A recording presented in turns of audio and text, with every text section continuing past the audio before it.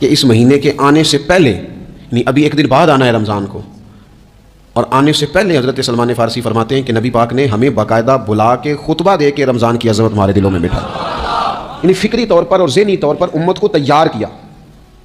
فرمایا تم پر ایک ایسا مہینہ سایہ فکن ہونے والا ہے جو مبارک ہے تمہارے لیے، باعث برکت ہے تمہارے لیے۔ تم اپنے آپ کو ذہنی طور پر تیار کرو کہ ایک ماہ نور تمہارے قریب آ رہا ہے۔ جو رمضان، اسلامی عبادات جتنی بھی ہیں نا، وہ مخصوص پوجا پاٹ نہیں۔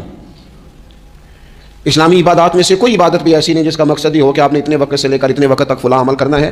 جتنی بھی عبادات ہیں اسلامی، وہ اپنے دامن میں کوئی نتیجہ رکھتی ہیں، کوئی رزلٹ رکھتی ہیں، اس کے ثمرات انسانی زندگی پر مرتب ہوتے ہیں۔ انسان کو تزکیہ نصیب ہوتا ہے، اس کے باطن کو صفائی نصیب ہوتی ہے، اسے خیر کرنے کا موقع ملتا ہے، تربیت کے بہت سارے مواقع اس میں پائے جاتے ہیں، بہت سارے اسرار و رموز کے ساتھ اسلامی عبادات ہیں۔ یہ جو رمضان المبارک ہے نا، یہ جو روزہ ہے، یہ روزہ اپنے دامن کے اندر تربیت رکھتا ہے، تربیت۔ یا ایھا الذین آمنوا کتب علیکم الصیام کما کتب علی الذین من قبلکم لعلکم تتقون۔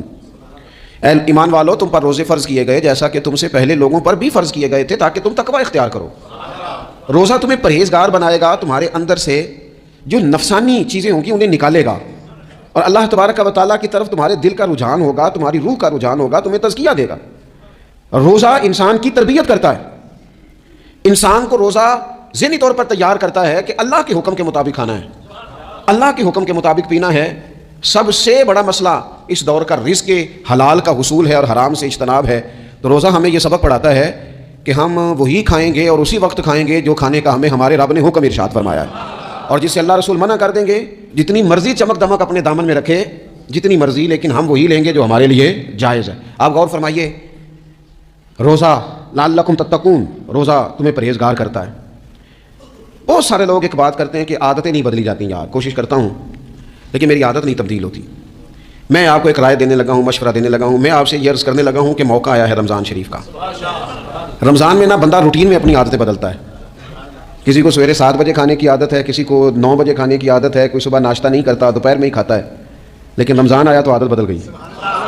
7 بجے والا بھی نہیں کھا رہا، 9 بجے والا بھی نہیں کھا رہا، دوپہر والا بھی نہیں کھا رہا، سارے سحری میں کھا رہے ہیں۔ عادت بدل گئی، بالکل طبیعت بدل گئی، روٹین چینج ہو گئی۔ کوئی اٹھ رہا تھا صبح فجر میں، اللہ کی توفیق سے اللہ تعالیٰ معاف فرمائے تو کچھ ایسے بھی تھے جو 9-10 بجے اٹھ رہے تھے، کچھ الحمدللہ فجر پڑھ کے چلو کسی وجہ سے پھر سو گئے، 10-11 بجے اٹھ رہے تھے، روٹین بدلی ہوئی تھی۔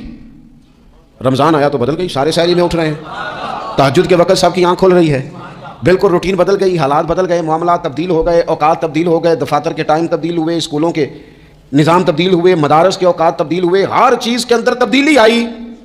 معنی کیا ہے؟ کہ اللہ نے تمہیں موقع دیا ہے کہ عادتیں بدلی جا سکتی ہیں۔